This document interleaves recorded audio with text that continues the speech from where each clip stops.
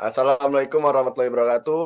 Tuh, Kami di sini ingin mendiskusikan tentang isu kontemporer yang lagi marak-maraknya di Indonesia. Bukan saat ini aja, tapi sudah menjadi penyakit dan budaya yang ada di negara kita ini, yaitu korupsi.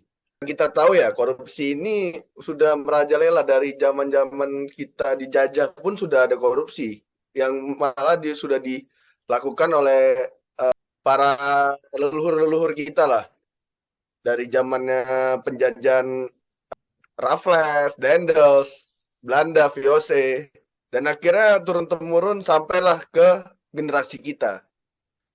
Dan di sini saya sudah mendatangkan 4 narasumber dari berbagai instansi yang akan menjelaskan tentang korupsi yang ada di negara kita. Yang pertama mungkin saya ingin bertanya kepada Mbak Niken, yaitu tentang faktor isu. Mbak Niken, bagaimana tanggapan Anda tentang apa itu faktor isu dari korupsi yang ada di negara Indonesia ini? ya, terima kasih untuk Bapak Rehan Dimas. Jadi alasan seseorang bisa melakukan korupsi itu ada beragam. Nah, salah satunya itu ada teori korupsi dari Jack Boland, yaitu teori GON. Teori GON itu merupakan singkatan, yaitu G untuk greedy atau keserakahan, O untuk opportunity atau kesempatan, N untuk need atau kebutuhan, dan exposure untuk penindakan. Jadi teori GON itu mengungkapkan bahwa seseorang yang korupsi itu pada dasarnya dalam dirinya itu terdapat sifat serakah atau sifat yang itu tidak pernah merasa puas gitu. Terus keserakahan ini itu ditimpali dengan adanya kesempatan. Nah, maka akan menjadi katalisator seseorang untuk melakukan korupsi. Setelah serakah dan adanya kesempatan ini, seseorang berisiko melakukan korupsi jika ada gaya hidupnya yang konsumtif, serta penindakan atau hukum-hukum yang didapat oleh pelaku itu tidak menimbulkan efek jera. Jadi bisa disimpulkan faktor penyebab seseorang melakukan korupsi itu ada dua faktor. Yang pertama, faktor dari individu, yaitu ada sifat tamak, moral yang rendah, dan gaya hidup yang konsumtif. Lalu yang kedua bisa berasal dari lingkungannya, yaitu seperti kurangnya kesadaran diri di masyarakat atau pendapatannya itu lebih kecil dari kebutuhannya. Itu mendorong seseorang untuk melakukan korupsi. Lalu yang tiga ada aspek politis. Jadi aspek politis itu merupakan keyakinan bahwa politik itu merupakan salah satu jalan untuk memperoleh keuntungan yang besar. Nah, biasanya tujuan politik ini untuk memperkaya diri yang pada akhirnya menciptakan money politik. Dengan money politik, seseorang bisa memenangkan kontestasi dengan membeli suara. Jadi pemimpin-pemimpin yang menang melalui hasil money politik itu tidak akan peduli dengan nasib rakyat. Biasanya itu lalai akan tanggung jawabnya, dan yang terpenting bagi dia itu bagaimana ongkos politiknya itu bisa kembali dan berlipat ganda. Lalu yang terakhir ada aspek organisasi. Nah, biasanya organisasi ini merupakan gerbang utama yang memberikan peluang atau kesempatan bagi seseorang melakukan korupsi. Mungkin itu saja faktor-faktor seseorang bisa melakukan korupsi. Terima kasih. Terima kasih atas penjelasannya dari Mbak Niken. Tapi ada yang saya mau tanyakan. Tadi kan ada banyak faktor tuh yang sekarang lagi marak-marak terjadi nih di dunia maya, di sosmed dan di sosial media. Itu yang saya lihat, faktor dari orang korupsi itu adalah faktor kebutuhan istri. Bagaimana itu penjelasannya? Karena saya lihat nih istri-istrinya para pegawai-pegawai ini ya, apalagi yang lagi ada marak-maraknya sekarang ini di sosmed ini, yang sampai dipanggil sama menteri itu eh, karena istrinya apa flexing gitu kan. Berarti kan itu suatu sebenarnya pribadinya dia itu sebenarnya tidak mau melakukan korupsi. Cuman kadang kan kita namanya juga suami ya takut istri, sayang istri kan. Nah, itu bagaimana untuk penjelasannya? Ya, jadi gini menurut saya itu korupsi itu tidak selalu oleh pegawai-pegawai atau pejabat-pejabat pemerintahan gitu yang memiliki posisi atau jabatan.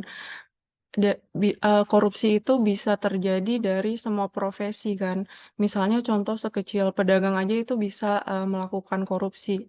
Mungkin skalanya lebih kecil gitu, tidak seperti korupsi-korupsi pegawai. Lalu misalkan eh, seperti yang dikatakan korupsi itu bisa didorong oleh istrinya.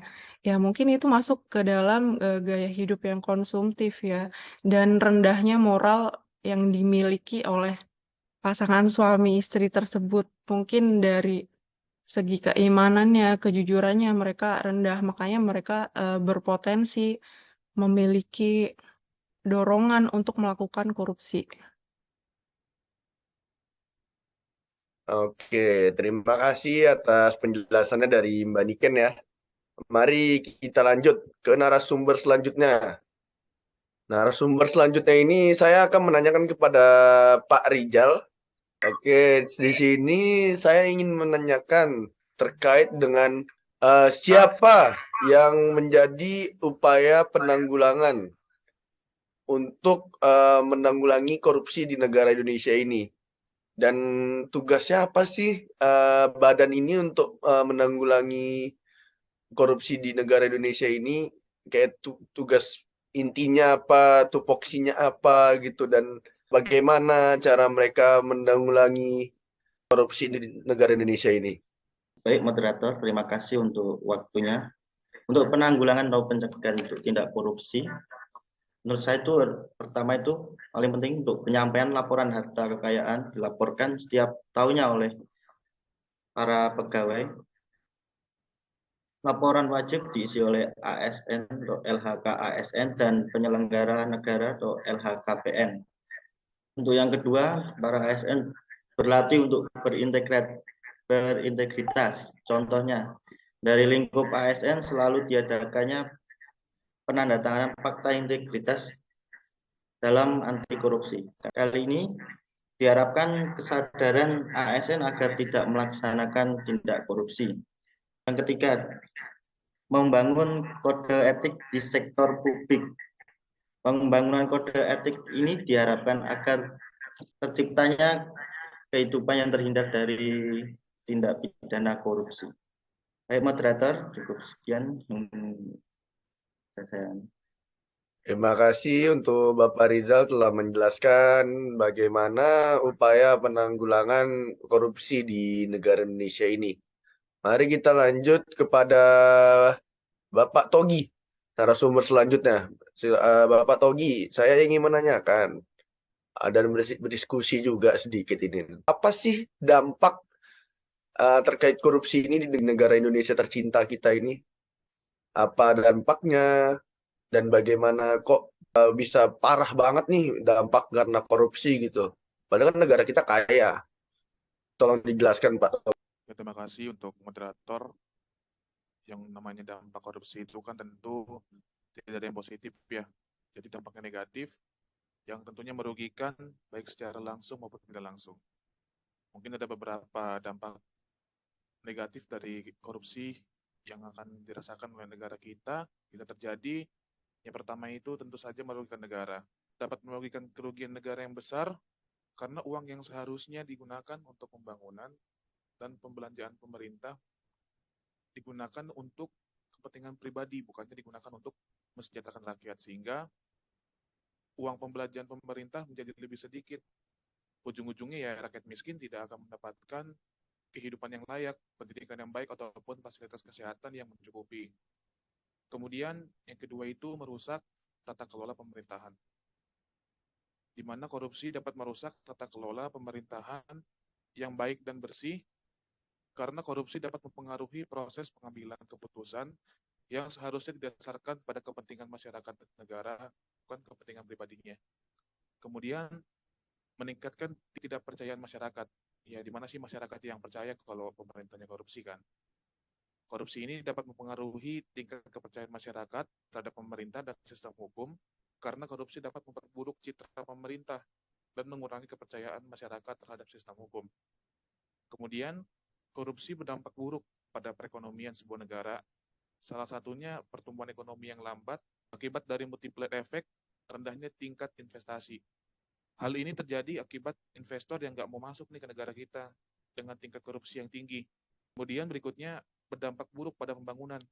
Salah satu modus korupsi di sektor ini, saya baca-baca menurut studi World Bank, contohnya itu markup yang sangat tinggi, mencapai 40%, di mana KPK juga sudah mencatat dalam sebuah kasus korupsi infrastruktur, dari nilai kontrak 100%, ternyata nilai real infrastruktur hanya tinggal 50%, karena sisanya dibagi-bagi dalam proyek koruptor. Kemudian dampak dari korupsi ini tentu aja kualitas bangunan yang buruk, sehingga dapat mengancam keselamatan publik. Proyek infrastruktur yang syarat korupsi juga tidak akan bertahan lama, cepat rusak sehingga harus dibuka proyek baru yang sama. Kemudian dampak berikutnya ini, korupsi juga berdampak buruk terhadap budaya kita, budaya masyarakat. Ketika korupsi ini kalau udah kita biasain, maka masyarakat akan menganggap ini juga hal biasa gitu. Dan juga bukan sesuatu yang berbahaya, sehingga membuat korupsi ini menjadi mengakar di tengah masyarakat. Mungkin itu sih beberapa dampak yang bisa saya sampaikan. Terima kasih untuk Bapak Togi ya, sudah menjabarkan apa saja dampak yang diakibatkan dari korupsi yang merajalela di negara kita Indonesia ini. Untuk Bapak Reja, bagaimana selanjutnya? Saya ingin menanyakan ketiga narasumber ini, apa yang bisa Bapak Reza ambil deskripsi dari korupsi tersebut? Silakan Bapak Reza. Untuk istilah korupsi sendiri mungkin sudah tidak asing lagi ya di tengah masyarakat. Mungkin khususnya masyarakat Indonesia banyak dilihat baik dari media sosial atau berita di televisi atau bahkan mendengar dari radio. Istilah korupsi seakan-akan tak lepas dari kehidupan kita. Tentu bukan hal yang patut dibanggakan. Tapi, apakah kita betul-betul paham dengan pengertian korupsi?